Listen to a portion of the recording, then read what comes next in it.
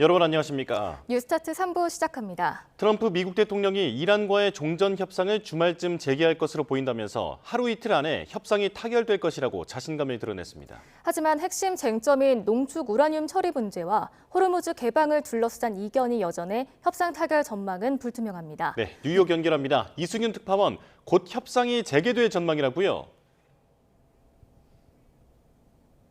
네, 그렇습니다. 트럼프 대통령은 인터넷 매체인 악시오스와의 전화 인터뷰에서 이란은 미국과 만나기를 원하고 합의하기를 원한다며 종전 협상을 위한 회담이 아마 이번 주말에 열릴 것이라고 말했습니다.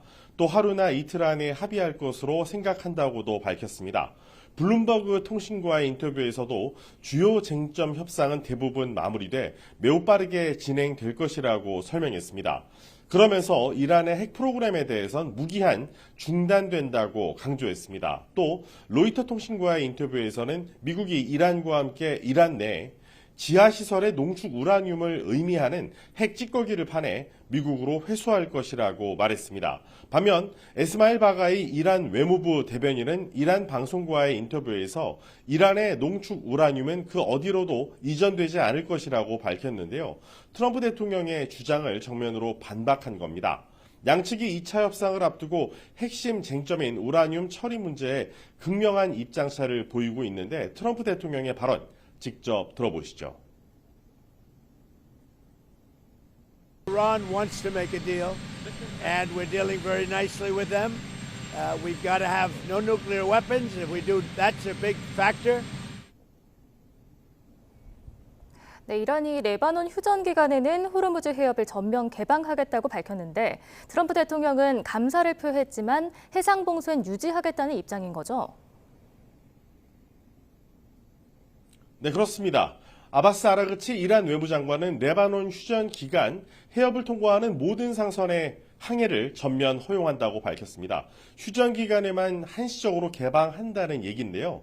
이란군 당국자도 대상을 비군사용 선박으로 한정했고 이슬람 혁명 수비대의 허가를 받아야 한다는 조건을 달았습니다.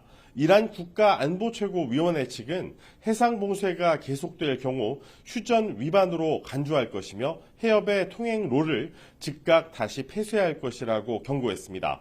이에 대해 트럼프 대통령은 자신의 소셜미디어인 트루스 소셜에 이란의 호르무즈 해협 완전 개방 발표에 감사하다며 이란은 미국의 도움으로 모든 기뢰를 제거하고 있다고 적었습니다. 하지만 이란과의 협상이 100% 타결되기 전까지 이란 해상 봉쇄는 전면 유지될 것이라고 밝혔습니다. 또 이란은 호르무즈 해협을 다시는 절대로 폐쇄하지 않기로 합의했다고 주장해 이란 측의 발표와는 차이를 보였습니다. 트럼프 대통령의 발언을 직접 들어보시죠. That'll give us free oil, free Hormuz Strait. Everything will be nice, and I think your oil price will go down to lower than what it was before. 영국과 프랑스가 주도하는 호르무즈 정상회의도 열렸는데요. 앞으로 각국이 연대하기로 했다고요?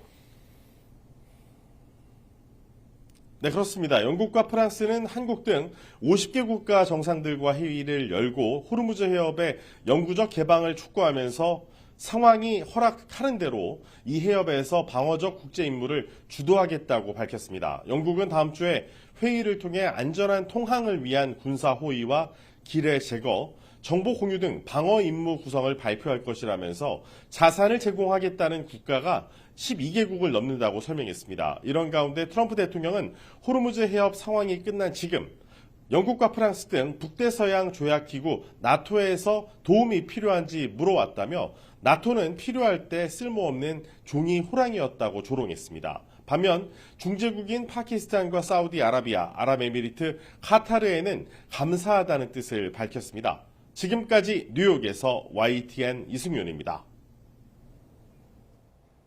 이란이 호르무즈 해협을 개방했다는 소식에 뉴욕 유가가 11% 넘게 급락했습니다.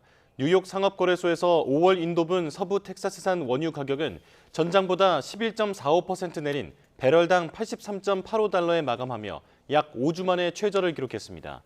6월 인도분 브렌트유 선물 종가 역시 배럴당 90.38달러로 전장 대비 9.1% 하락했습니다. 이란이 휴전 기간 호르무즈 해협의 상선 통항을 전면 허용한다고 선언하면서 뉴욕 증시가 동반 상승 마감했습니다. 특히 대형주 위주의 스탠더드 앤드 푸어스 500 지수는 전장보다 1.2% 오른 7,126.06에 마감해 사상 처음으로 7,100선을 넘어섰습니다. 기술주 중심의 나스닥 종합지수는 1.52% 오른 24,468.48에 마감하며 S&P 500 지수와 함께 나란히 3거래일 연속 사상 최고치를 경신했습니다. 우량주 30개로 구성된 다우존스 30 산업평균지수는 1.79% 오른 49,447.43의 거래를 마쳤습니다. 호르무즈 해협의 자유로운 항행을 논의하기 위한 국제정상회의에 이재명 대통령이 화상으로 참석했습니다. 이 대통령은 핵심 당사국인 한국이 항행의 자유를 보장하기 위해 실질적으로 기여하겠다는 강력한 의지를 표명했습니다. 홍민기 기자입니다. 호르무즈 해협 통항 문제를 논의하기 위해 영국과 프랑스 주도로 파리에서 국제정상회의가 열렸습니다. 유럽과 중동, 아시아를 비롯해 모두 49개국, 2개 국제기구가 참석했고 이재명 대통령도 화상으로 동참했습니다. 이 대통령은 4분 40초간 이어진 발언에서 우선 호르무즈 봉쇄로 전 세계 에너지와 금융, 식량 안보 전반이 흔들리는 상황에 우려를 표했습니다. 우리 국민을 포함한 해협 내 선원들의 안전이 충분히 보장되기 어려운 환경이라는 점도 지적했습니다. 이 대통령은 특히 한국이 원유 70%를 이곳을 통해 수입하는 핵심 당사국이라는 점을 강조하며 항행의 자유 보장을 위해 실질적으로 기여하겠다는 강력한 의지를 나타낸 걸로 전해졌습니다. 청와대 역시 국제사회의 노력에 주도적으로 동참하겠다고 강조했는데 한국의 달라진 외교적 위상을 고려해 향후 국제 논의에 적극적으로 참여하겠다는 뜻으로 해석됩니다. 이 대통령은 회의 직후 SNS를 통해서도 상황 변화에 대비해 외교 군사적 협력 증진 방안도 적극 모색할 계획이라고 밝혔습니다. 이번 국제회의는 약 90분 동안 진행됐고 이 대통령은 직접 참석한 유럽국에 이어 화상 참석 국가 중에선 가장 먼저 발언했습니다. 전쟁 당사국인 미국은 참여하지 않았고 중국과 일본은 시진핑 국가주석과 다카이치 총리 대신 다른 인사가 참석한 것으로 알려졌습니다. 다만 호르무즈 해협 내 다국적군 투입 등 구체적인 내용을 담은 합의문 작성은 이뤄지지 않은 걸로 파악됐습니다. YTN 홍민기입니다. 이런 가운데 우리 국적 선박이 봉쇄된 호르무즈 해협 대신 홍해를 통해 원유를 선적해 빠져나오는 데 성공한 것으로 파악됐습니다. 해양수산부는 사우디아라비아 얀부항에서 원유를 적재한 우리 선박이 홍해를 안전하게 빠져나왔다고 밝혔습니다. 호르무즈 해협 봉쇄 이후 우회로인 홍해를 통해 국내로 원유를 운송하는 첫 사례입니다. 5월부터 국제선 항공편 승객들이 부담하는 유류 할증료를 역대 최대로 올렸음에도 항공사들의 사정은 계속 나빠질 전망입니다. 여객 수요는 줄고 고유가로 인한 비용이 계속 누적되는 상황에 중저가 항공사들은 노선을 더 줄이는 방법 등으로 허리띠를 졸라맬 것으로 보입니다. 정현우 기자입니다. 중동 사태로 유가가 치솟은 탓에 5월 발권 국제선 항공편에 붙는 유류 할증료는 역대급 규모가 됐습니다. 유류 할증료 최고 단계인 33단계가 사상 최초로 적용되며 대한항공의 경우 최장 거리인 뉴욕 왕복 비행편에 추가로 붙는 금액만 110만 원에 달할 예정입니다. 2배 가까이 오른다고 하면은 갑자기 좀 해외여행을 가고 싶다거나 그런 사람들 입장에서는 좀 망설이게 되지 않을까 싶어요. 다만 이처럼 승객이 내는 금액을 늘려놓아도 항공사들의 유가 비용 부담은 계속 누적됩니다. 유류 할증료 최고 등급인 33단계 이상으로 국제 유가가 올랐기 때문입니다. 싱가포르 항공유 최근 한 달 평균 가격이 배럴당 470센트를 넘으면 최고 등급이 적용되는데 지금은 배럴당 510센트를 넘긴 상황입니다. 최고 등급 이상으로 승객 부담을 늘릴 수 없어 나머지 상승분은 항공사가 그대로 떠안아야 합니다. 이런 상황이 더 힘든 건 저비용 항공사들입니다. 대한항공과 아시아나는 각각 올해 사용할 유류 소모량의 50%와 30%에 대한 해지 계약을 체결해뒀습니다. 그러나 규모가 작은 LCC들은 대개 해지 계약을 체결해두지 않아 고유가에 더욱 취약한 겁니다. 그래서 저비용 항공사들은 비용 부담을 줄이기 위해 추가로 노선 감축을 하는 방안들을 내부 검토하고 있습니다. 이미 중동전쟁 이후 한 달 동안 국내 LCC들의 국제선 취소 편수는 26%가 늘어났는데 여기서 더 불어날 수도 있다는 의미입니다. 승객들의 불편함은 물론 여행업계로도 피해가 번질 것으로 예상됩니다.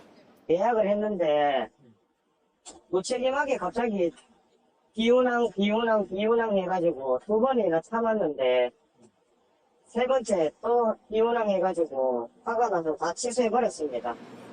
이에 오는 월요일 국토부와 진행하는 비공개 간담회에서 항공사들은 공항 이용료 감면 등 다양한 지원책을 정부에 호소할 것으로 보입니다. YTN 정현우입니다. 이처럼 중동 사태 여파로 국제유가가 치솟으면서 제주 관광에도 비상이 걸렸습니다. 유류 할증료 인상 부담에 항공기 좌석까지 줄어들었기 때문인데요. 상황이 길어지면 제주 관광업계는 큰 타격을 입을 것으로 보여 대책이 시급합니다. 고재영 기자가 보도합니다. 맑은 하늘과 탁 트인 바다. 제주 관광지는 여전히 붐비는 모습이지만 분위기는 예전과 다릅니다. 유류 할증료 인상 전망에 여행 비용 부담이 커지면서 제주 대신 다른 여행지를 고민하는 움직임이 나타나고 있습니다.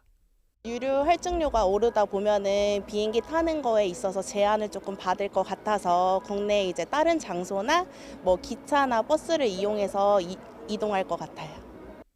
이 같은 변화는 여행업계에서 먼저 감지됩니다. 최근 유류 할증료 부담으로 5월 이후 예약 취소가 늘고 여름 성수기 문의도 크게 줄었습니다. 문의 자체가 없어요. 지금은 이 시기면은 뭐 6월달, 7월달 바카스 시즌 이제 문의가 와야 정상이거든요. 전혀 그런 문의도 없고 아무튼 막막합니다. 전세버스 업계도 사정은 비슷합니다. 경유 가격 부담이 커지면서 성수기 수익으로 비수기를 버티던 구조가 흔들리고 있습니다. 성수기 5개월에 매출을 어느 정도 올려야 이 비수기 때 이렇게 견딜 수가 있는데 지금은 유가가 이렇게 오르면은 그만큼 모아야 될 돈이 이제 그 몇 달 동안 벌어야 되는 수익이 줄어든다 이렇게 생각하시면 됩니다. 여기에 항공좌석 감소까지 겹쳤습니다. 대한항공과 아시아나 합병 영향 등으로 국내선 운항 편수와 좌석 공급이 모두 줄어들었습니다. 제주를 오가는 국내선 공급 좌석은 편도 기준 42,421석에서 올해 41,412석으로 2.4%가량 감소했습니다. 원하는 시기에 항공편을 구하기 어려워지는 상황이 된 겁니다. 고유가로 인한 비용 상승과 유류 할증료 폭등, 항공기 좌석 감소까지 여러 악재들이 제주 관광을 위협하고 있습니다.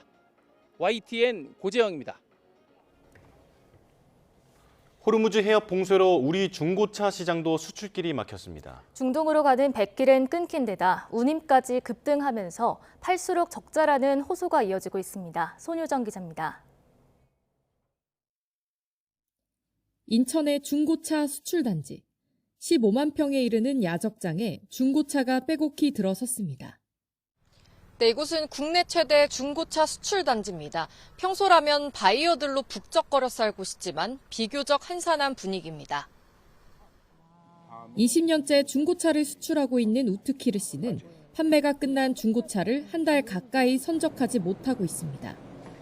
호르무즈 해협 통항이 어려워져 수출지를 사우디아라비아에서 중앙아시아로 바꿨는데도 운송편을 구하기 어려운 상황입니다. 호르무즈 쪽에 막아버려 가지고 수출이 너무 많이 늘어져 가지고 20% 30% 늘어졌어요. 지금 발릉차들도 안 나가고 있어요. 중동이 아닌 다른 지역으로 수출하더라도 날이 갈수록 치솟는 해상 운임이 부담입니다. 두바이로 떠난 화물이 되돌아오거나 목적지가 아닌 다른 항구에 하역되는 사례도 잇따르고 있습니다. 이에 따른 추가 운송료와 보관료 역시 고스란히 수출업자들의 몫입니다. 우리가 차 한 개 보내면 마진 얼마 정도 생각해요. 많이 나와도 500불, 1000불. 지금 운임비가 차당 2000불, 2500불 올려버리면 어떻게 마진 어디 있어요? 다 날아가지요. 부산항에서 중동으로 가는 컨테이너선 운임은 전쟁 직전보다 3배 넘게 치솟았습니다. 미주와 아프리카행 운임도 각각 90%, 30%씩 상승했습니다. 일부 업체들은 바닷길이 막힌 중동 대신 아프리카나 남미 등 새로운 판로를 모색하고 있지만 물류비 부담에 당분간 수출 여건이 개선되긴 쉽지 않을 것으로 보입니다. YTN 손효정입니다. 6.3 지방선거와 함께 치러지는 국회의원 재보궐선거를 두고 여야가 물밑 수싸움을 벌이고 있습니다. 광역단체장 선거에 출마하는 의원들의 사퇴 날짜에 따라 보궐선거 시점이 결정된다는 점 때문인데요. 어떤 맥락인지 강민경 기자가 설명합니다. 현재까지 확정된 재보궐선거 지역은 5곳. 광역단체장 공천장을 받은 현역 의원들이 사퇴하면 재보궐 대상 지역은 2자릿수대로 확 늘어날 수 있습니다. 하지만 현재로선 모든 재보궐선거가 6월 3일 지방선거와 동시에 열린다고 확신할 수 없습니다. 공직선거법상 현역 의원들은 선거일 30일 전인 5월 4일까지 의원직을 내려놓으면 되는데 이번 선거 때 함께 선거를 치르려면 사퇴 마지노선은 이번 달 30일입니다. 만약 이 나흘 사이에 배지를 내려놓으면 해당 지역 보궐선거는 내년 4월에나 열리게 됩니다. 이 때문에 여권 일각에서는 당장 선거 구도가 불리한 지역의 사퇴 시점을 조절해 1년간 지역구를 비워두자는 목소리가 조심스럽게 나옵니다. 후보를 못 찾았는데 또 일부러 막 사퇴하고 막 빨리 사퇴해서 그걸 비워놓고 그럴 거는 또 없지 않겠나. 의원님. 민주당 험지로 꼽히는 부산 북갑과 정진석 전 대통령 비서실장 출마 가능성이 거론되는 충남 공주부여 청양 등이 대상 지역으로 꼽히지만 정청래 지도부는 일단 사퇴 지연 꼼수는 없다고 거듭 못을 박았습니다. 1년간 비워놓는다면 국민들이 지역 유권자들이 용서하겠습니까? 그런 일은 없습니다. 이 전략을 택하면 당리당략으로 유권자 권리를 침해한다는 비판을 피할 수 없는 만큼 현재로선 위험을 감수하지 않겠다는 뜻으로 읽힙니다. 후보들도 정치 도의상 맞지 않는다며 손을 내젓고 있어 향후 가능성도 크진 않다는 관측입니다. 북구의 국회의원 자리를 비워두는 것은 제가 볼 때는 저를 키워주신 주민들에 대한 예의가 아니다. 하지만 의석 한 석이 절실한 국민의힘 입장에서는 혹시 모를 가능성에 민감하게 반응할 수밖에 없는 게 현실입니다. 좀 걱정스러운 점 중에 하나는 부산 북갑 보궐선거가 있기나 있는지 잘 모르겠습니다. 일찌감치 부산 북갑으로 거주지를 옮긴 한동훈 전 국민의힘 대표도 불안하긴 마찬가지. 측근들을 중심으로 전재수 의원의 명쾌한 퇴장을 압박하고 있습니다. 확실히 사퇴해서 선거를 열어줄기를 기대를 하고 있습니다. 그래야 저희도 출마 선언을 하거든요. 어쨌든 현역 의원 다수가 지방선거에 나오는 민주당 입장에서는 판세 유불리에 따라 재보궐선거 지역구를 좌지우지할 수 있는 패를 쥔 상태입니다. 민주당이 공직자 사퇴 시한 마지막까지 의원직을 유지하며 전략적 기싸움을 이어갈 거란 관측이 나오는 배경입니다. YTN 강민경입니다. 6.3 지방선거를 앞두고 국회가 광역의회 비례대표 선출 비율을 늘려 27명에서 28명가량을 증원하는 내용 등이 담긴 정치개혁 법안을 통과시켰습니다. 국회는 어제 본회의를 열어 공직선거법 개정안과 정당법 개정안 등 정치개혁 법안을 잇따라 통과시켰습니다. 이에 따라 비례대표 시도의원 정수 비율이 현행 10%에서 14%로 상향돼 27명에서 28명가량 늘어나고 지역구 광역의원 총 정수도 25명 증원될 전망입니다. 또 전남 광주 통합특별시 출범에 따라 광주에는 동구 남구갑, 북구갑, 북구을, 광산을 등 4개 선거구에 광역의원 중대선거구제가 처음 도입됩니다. 대장동 사건을 주제로 한 국회 국정조사 청문회 파장이 거셉니다. 민주당은 이재명 대통령을 겨냥한 기획수사가 확인됐다고 주장했고 국민의힘은 국정조사라는 이름의 국가폭력이라고 맞섰습니다. 박정현 기자입니다. 수사검사가 목표는 하나라고 했다는 대장동 개발업자 남욱 씨의 청문회 증언에 민주당은 조작 기소의 진상이 마침내 드러났다고 주장했습니다. 윤석열 정치검찰의 목표는 단 하나, 이재명 제거였다면서 손톱만큼의 수사권도 허락할 수 없다는 결심이 굳어졌다고 으름장을 놨습니다. 남욱 변호사의 증언이 듣는 이로 하여금 피를 거꾸로 솟게 합니다. 검찰 깡패들입니다. 티끌만큼이라도 검찰 이들에게 틈을 주어서는 안 되겠다는 결심을 했습니다. 국민의힘은 청문회 출석 요구를 받은 대장동 수사검사가 극단적 시도를 했다며 국정조사는 권력의 복수이자 국가폭력이라고 반발했습니다. 수많은 증거와 대법원 확정 판결에도 억울함을 주장한다면 재판을 재개하면 된다면서 공소 취소를 시도하는 건 자백이라고 맞섰습니다. 진실 규명 조사가 아닌 내 죄를 내가 알렸다 식의 일방적인 호통과 인격적 모독으로 점철된 원님 재판으로 전락된 지 오래입니다. 여야 특위위원들도 각각 이재명 죽이기 기획수사가 확인됐다. 범죄 사실만 명확해지고 있다. 엇갈린 주장으로 평행선만 달렸습니다. 이재명 대표를 타겟팅해서 정치 검찰이 조직적으로 동원됐다라고 하는 사실이 확인됐다라고 하는 것이 매우 의미 있는 성과라고 할 수가 있겠습니다. 범죄자 증인들 모두 끄집어내어서 그들 말을 갖고 국민들을 혼란에 빠뜨리는 이 국조특위, 저는 국민들께서 속지 않으신다고 봅니다. 민주당 전재수 부산시장 후보와 한동훈 전 국민의힘 대표 사이 까르띠에식의 공방전도 격화하고 있습니다. 안 받았다는 한마디를 왜 못하냐는 도발에 전 후보는 허위사실 공표 고소로 응수했고 한 전 대표는 무고로 맞고소했습니다. 국민의힘도 금품수수 사실을 부인한다며 전 후보를 허위사실 공표 혐의로 고발했고 나아가 합수본부장도 사건을 덮었다며 법 왜곡죄로 고발했습니다. 국정조사에 이어 국회 밖에선 법적 다툼까지 이어지고 있는 건데 결국 각자 유리한 사실만 골라낸 아전인수식 충돌이란 비판은 피하기 어려워 보입니다. YTN 박정현입니다. 구자현 검찰총장 직무대행이 국회에서 진행되고 있는 국정조사와 관련해 어떤 국정조사도 재판에 영향을 주려 한다는 평가를 받아서는 안 된다며 공정하고 객관적인 진행을 호소했습니다. 구 대행은 어제 대검찰청에서 취재진과 만나 이번 국정조사가 재판 중인 사건과 관련돼 우려의 목소리가 있어 일선 검사들의 진술은 최소화해달라고 요구한 바 있다며 이같이 밝혔습니다. 구 대행은 그럼에도 다수의 담당 검사와 수사관이 증언대에 서게 됐고 모욕적인 말을 듣거나 답변 기회를 제대로 얻지 못했다고 말했습니다.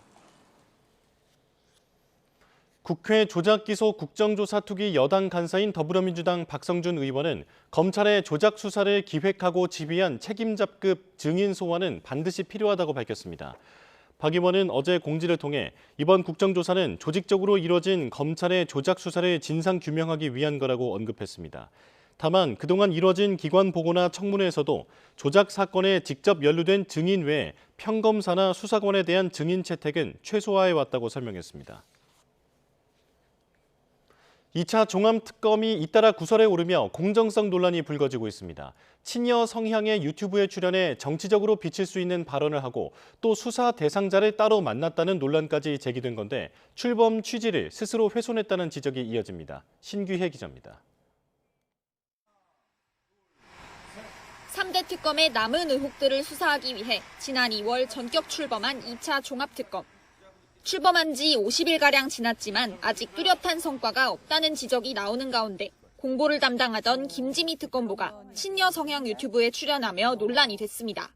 세보진 않았지만 몇백 명 수준으로는 소환을 했습니다. 예. 곧 원하시는 장면들을 좀 보시지 않을까 싶습니다. 김 특검보가 공보의 한 방식으로 출연을 결정했다고 해명하긴 했지만 부적절하다는 지적이 이어졌고 김 특검보는 공무상 비밀 누설 등 혐의로 경찰 수사까지 받게 됐습니다. 특검팀 수장 권창영 특검도 도마에 올랐습니다. 최근 특검에서 참고인 조사를 받은 최강욱 전 의원이 권창영 특검과 만나 수사 상황에 대한 이야기를 들었다고 밝힌 겁니다. 이제 특검은 그렇게 말씀하시더라고요. 특별합동수사본부를 만들어서 한 3년은 해야 될 것 같다. 대북 송금 사건 관련해서도 공정성 시비가 불거져 담당 특검보를 교체한 종합특검. 수사가 한창인 시기 공정성 논란이 여러 차례 불거지면서 존재 의의를 스스로 퇴색시켰다는 비판을 피하기 어렵게 됐습니다. YTN 신계입니다. 경기 양주에서 아동학대로 3살 아이가 숨진 사건과 관련해 친부가 검찰에 넘겨졌습니다. 경기 북부경찰청은 어제 친부에 대해 아동학대 치사 혐의로 의정부 지방검찰청에 구속 송치했습니다. 경찰은 앞서 아이를 학대해 크게 다치게 한 아동학대 중상해 혐의를 적용했는데 아이가 치료 중에 숨진 상황을 고려해 혐의를 변경했습니다. 경찰은 이 사건과 관련해 경찰은 경기 양주에서 3살 아이가 숨진 사건과 관련해 친부가 아이를 2년 동안 지속적으로 학대한 것으로 보이는 정황을 포착했습니다. 이런 가운데 가정폭력 신고는 물론 아동학대 의심 신고까지 이어졌는데 지자체와 수사기관이 더 적극적인 조치에 나섰어야 했다는 지적이 나옵니다. 이어서 표정우 기자입니다. 숨진 3살 아이 부모의 휴대전화를 포렌식한 경찰은 이들이 나눈 메시지에서 2년 전부터 아이를 학대한 정황을 발견했습니다. 부부 사이에 때렸다거나 왜 심하게 때렸느냐 같은 대화들이 연속적으로 발견됐다는 겁니다. 친모가 친부에게 폰으로 머리를 세게 때리는 게 어딨느냐, 오빠가 맞아도 아파할 거다라고 말한 메시지도 확인됐고, 이 밖에도 아이의 버릇을 고쳐야 한다거나 미워하는 정황이 담긴 메시지도 발견됐다는 게 경찰 설명입니다.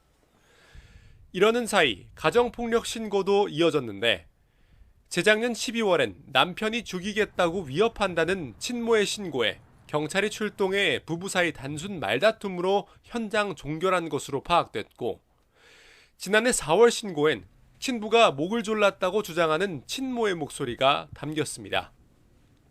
그리고 지난해 12월 이번에 숨진 아이를 학대한 걸로 의심된다는 신고도 접수됐습니다. 당시 양주시에선 아동학대 정황을 인정하기 어렵다고 봤고 경찰도 혐의 없음 판단을 내렸습니다. 하지만 이미 가정폭력 신고가 반복됐던 만큼 보다 면밀한 조사와 지속적인 관리가 있었다면 학대 정황을 더 빨리 발견할 수 있지 않겠느냐는 지적도 나옵니다. 양주시는 당시 판단 근거 등에 대한 질문에 답하지 않는 가운데 경찰은 당시 수사의 적정성 여부를 별도로 살펴보고 있다고 밝혔습니다. YTN 표정우입니다. 서울 도심 한복판에서 버젓이 마약을 하던 외국인 남성이 경찰에 붙잡혔습니다. 사건 사고 소식 이수빈 기자입니다. 서울 기름동에 있는 도로변에 한 남성이 커다란 가방 위에 앉아 있습니다. 가까이 다가가 보니 손에 쥔 흰 종이를 돌돌 말고 있습니다. 남성의 손에 들려있던 건 마약이 담긴 작은 종이입니다. 마약 의심 신고를 받고 출동한 경찰이 긴급 체포 뒤 간이 검사를 해보니 양성 반응이 나왔습니다. 경찰은 현장에서 확보한 마약 의심 물질과 투약 도구 등을 압수했습니다. 좁은 골목에 소방차 여러 대가 늘어져 서 있습니다. 낮 12시 40분쯤 서울 성북동에 있는 1층짜리 주택에서 불이 났습니다. 소방은 주택에 붙어 있는 창고에서 불이 난 것으로 보고 있습니다. 경기 고양시 토당동에 있는 고시원에 불을 낸 혐의를 받는 60대 남성이 경찰에 붙잡혔습니다. 경찰은 이 남성이 자신이 살던 곳의 옆방에 들어가 라이터로 불을 지른 것으로 보고 있습니다. 이 남성은 과거에도 한 차례 방화 혐의로 검거됐는데 경찰은 구속영장을 신청했습니다. YTN 이수빈입니다. 경찰과 한국도로공사가 과태료 체납 차량 단속에 나섰습니다. 하루 동안 적발된 이들의 체납액은 5억 원이 넘었습니다. 단속 현장 도경원 기자가 보도합니다. 고속도로 위 차량 번호판을 촬영하자 체납 정보가 한눈에 나타납니다. 이 차량은 교통법규 10회 위반에 밀린 과태료만 60만 원이 넘습니다. 아니 뭐 몇 분 가는데 저는 이제 중국에서 자꾸 날라온 것 같으니까. 경찰과 한국도로공사의 체납 차량 단속에 딱 걸린 겁니다. 번호판까지 떼일 것 같으니 이제야 있는 돈이라도 내겠다고 하소연합니다. 한 5만 원만 그냥 빼가고 다 보내줘. 아니 어차피도 낼 거니까. 하루 동안 적발된 미납 차량만 1,100대에 미납액은 5억 3천만 원이 넘습니다. 올해 초부터 석 달간 215억 원을 징수했는데 지난해 같은 기간보다 2배 이상 늘었습니다. 인공지능으로 체납 차량의 이동 시간과 동선을 분석하며 더 효율적인 단속을 이끌어냈습니다. 전국적으로 주요 교차로나 용이한 지점을 선정을 해서 단속을 하고 있습니다. 효과를 좀 높이는 방향으로 실시를 하고 있습니다. 경찰은 오는 6월까지 상습 체납 차량에 대해 강도 높은 특별 단속을 이어갑니다. 적발되고 나서야 꼭 갚겠다며 경찰에게까지 손을 벌릴 게 아니라 과태료 물게 될 위법 운전은 피하는 게 좋습니다. 아저씨 2만 원이에요. 꼭 돌려주셔야 돼요. YTN 조경원입니다. 최근 아침에는 쌀쌀하고 낮에는 여름처럼 더운 날씨가 이어지고 있는데요. 이처럼 크게 벌어지는 일교차는 단순한 계절 변화 때문만이 아니라 기후 변화와 관련이 있다는 분석이 나왔습니다. 김민경 기자가 취재했습니다. 따스함을 넘어 뜨겁게 느껴지는 봄 햇살 아래 겉옷을 벗어든 시민들 사이로 반소매 차림이 부쩍 늘었습니다. 양산으로 햇볕을 가리기도 합니다. 한낮엔 벌써 초여름이 찾아온 듯합니다. 아침에는 약간 아직 늦겨울 같은 꽃샘추위 같은 느낌이고 지금 완전 한여름인 것 같아요. 아침에 나올 때 옷이랑 갖고 나왔던 옷을 점심에는 그냥 들고 다니는 게 더 많아서 한낮에는 너무 더워서 어떤 옷을 입어야 될지 좀 애매하고요. 최근 서울의 최저기온과 최고기온 차이를 보면 10도를 훌쩍 넘고 20도 가까이 벌어진 날도 있었습니다. 현재 대기순환 특성상 이 구름의 어떤 양 이런 것들이 상대적으로 굉장히 작기 때문에 태양 복사 에너지가 굉장히 많이 유입돼 가지고 이 새벽과 한낮 이때 일교차가 굉장히 커지는 것 같아요. 전 세계적으로 갈수록 커지는 일교차. 계절적인 특징을 넘어 기온 변화 양상 자체가 달라지고 있다는 분석이 나옵니다. 국제학술지 네이처 커뮤니케이션즈에서는 기후변화로 낮 기온은 빠르게 상승하지만 밤 기온은 상대적으로 더디게 변한다고 설명했습니다. 전 지구적으로 일교차가 평년보다 커진 지역이 육지 면적의 절반 이상에 달하는 걸로 나타났습니다. 기후변화로 구름의 양이 줄어들면서 낮에는 햇빛이 더 강하게 들어오고 건조한 토양이 기온 상승을 부추기면서 낮 기온은 빠르게 올랐습니다. 반면 밤 기온은 상대적으로 변화가 작아 낮과 밤의 격차가 커진 겁니다. 기후 전문가들은 이 같은 일교차 확대 추세가 앞으로도 이어질 걸로 내다봤습니다. 이런 경량성이 계속 유지가 된다라고 생각을 할 수는 있을 것 같아요. 그러니까 대기 중에 에어로졸 농도도 계속 감소를 하고 있고 순환 자체도 되게 느려지고 있기 때문에 사실 이제 이런 어떤 일교차가 커지는 것 자체가 어떤 기후 변화와의 어떤 관련성이 어느 정도 있다라고. 온난화는 단순한 기온 상승을 넘어 기온의 변동폭까지 키우며 체감 날씨를 더 극단적으로 바꾸고 있습니다. YTN 김민경입니다. 네, 중동 관련 속보가 들어왔습니다. CNN의 보도인데요. 이란 측 관계자를 인용해 미국과 이란의 2차 종전 협상이 오는 월요일 파키스탄에서 열릴 예정이라고 전했습니다. 트럼프 대통령이 합의에 가까워졌다고 자신감을 드러냈지만 아직 미국 정부는 구체적인 회담 일정에 대해서는 밝히지 않고 있습니다. 다시 정리해드리겠습니다. 하루 이틀 내에 종전 협상이 다시 재개될 것이다라는 보도를 전해드린 바 있는데 지금 CNN의 보도가 나왔습니다. 이란 측 관계자를 인용해 미국과 이란의 2차 종전 협상이 오는 월요일 파키스탄에서 열릴 예정이라고 전해왔습니다. 자세한 소식은 이어지는 뉴스에서 전해드리겠습니다. 다음 소식입니다. 봄 하면 향긋한 나물과 화사한 꽃이 가장 먼저 떠오르실 텐데요. 이 두 가지의 봄을, 즐거움을 한자리에서 만끽할 수 있는 행사가 열리고 있습니다. 김민성 기자입니다. 오색 튤립과 수선화, 꽃잔디가 물길을 따라 끝없이 이어집니다. 전북 순창에 흐르는 경천과 양지천 일대가 온통 꽃내음으로 가득합니다. 편도 4km 정도 되는 곳에 꽃잔디가 양쪽으로 다 심어져 있고요. 꽃 종류도 여러 가지고 아마 전국에서 제일 예쁜 꽃 천변인 것 같아요. 기다랗게 펼쳐진 봄의 향연을 혼자 보기 아까울 정도. 너무 좋죠. 너무 좋아. 네, 물도 있고. 뭐 어디서 이런 구경을 하겠어요. 뭐 돈 주고 그죠? 갈 수도 없고 내 고향에서 내 지역에서니까 너무 좋죠. 외지에서 사람이 좀 더 많이 왔으면 좋겠어요. 아름다운 꽃길을 무대로 순창의 대표 봄나물 참두릅이 주인공인 순창 참두릅 여행 행사가 열렸습니다. 올해로 두 번째인데 갓 수확한 참두릅과 고사리, 미나리 등 제철 봄나물을 선보입니다. 일대에선 음악 분수 공연을 비롯한 다채로운 볼거리도 이어집니다. 순창에서 이제 가장 많이 재배되는 작물이 어떻게 보면 참두릅인데요. 봄나물의 대표 주자인 이제 두릅을 이제 전국에 알리고 그리고 이제 순창의 이제 이 경천 아름다움을 또 같이 홍보하고자. 꽃과 제철 나물의 향기가 어우러진 순창의 봄 축제는 이번 주말까지 계속됩니다. YTN 김민성입니다. 최근 남매 듀오 악뮤가 발매한 새 음반이 국내 음원 차트 정상에 오르며 화제를 모으고 있습니다. 따뜻한 남매의 이야기가 한편의 시 같은 우리말 가사로 전해지면서 많은 이들의 공감을 끌어낼 거로 보입니다. 송재인 기자입니다. 국내 대표 음원 플랫폼 멜론의 탑백 차트 1, 2위를 휩쓴 악뮤의 노래들.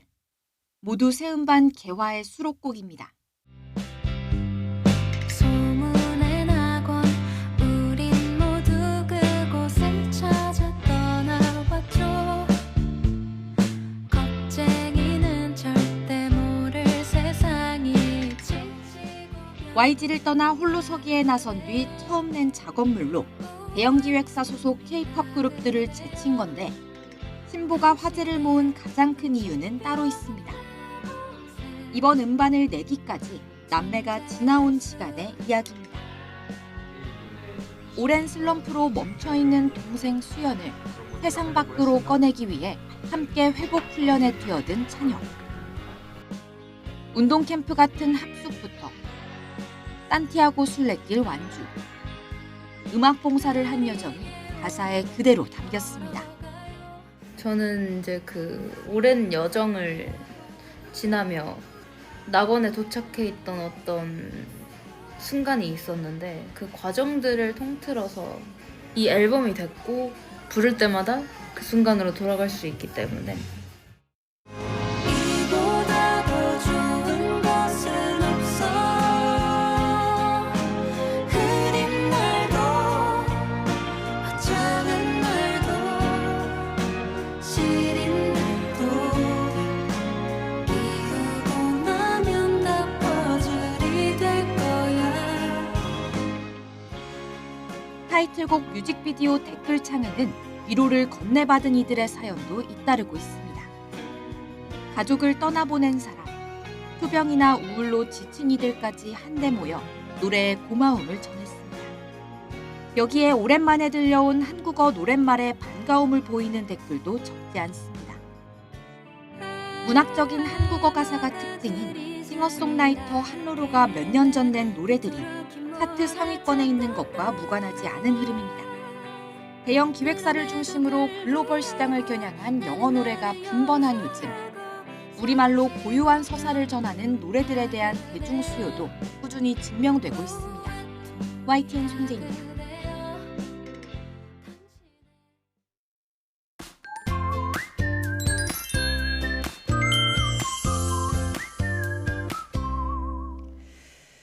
오늘 나들이 가신다면 반소매와 얇은 겉옷 챙기시면 좋겠습니다. 어제는 선선했지만 오늘은 서울의 낮 기온이 27도, 내일은 29도까지 올라서 때일은 여름이 찾아오겠는데요. 일교차는 15도 이상 극심하게 벌어질 것으로 보입니다.